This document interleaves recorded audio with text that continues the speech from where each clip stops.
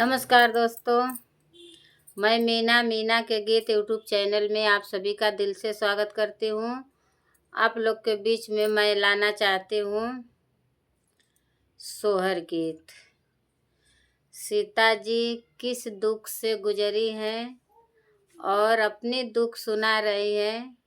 सोहर के माध्यम से मैं आप सबके बीच में इसके आगे सुनाऊंगी गाना के माध्यम से सोहर गीत। आप लोग फुलवाज करके ज़रूर सुनिएगा, तभी ये सोहर का आनंद मिलेगा आप लोग को।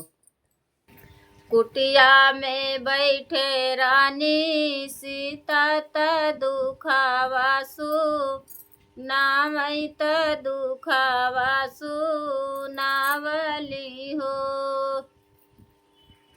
कुटिया में बैठे रानी सीता तभी लाखी रोमा काला काला पिरोमा हो।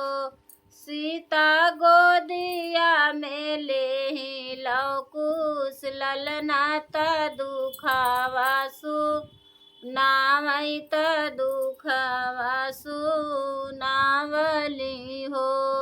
सीता गोदिया में ले लौकुश ललना त दुखावासु नामई त दुखावासु नावली हो।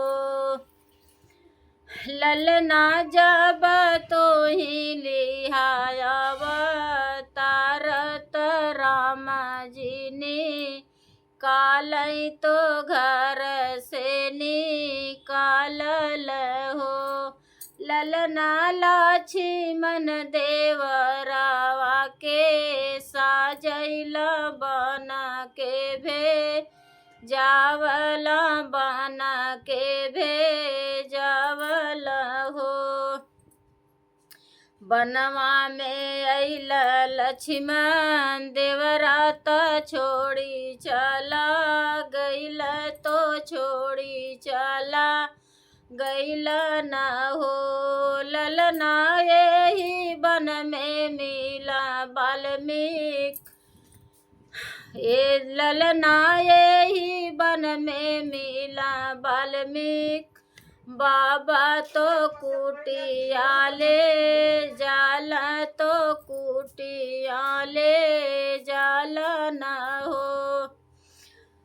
ललना कुटिया में रहली इतना दिनवा बहुत दुख सहली बहुत दुख सहली न हो। ललना सुख दुख कुटिया उठवली तोहा लोग के पवली तो लाव कुश के पाइल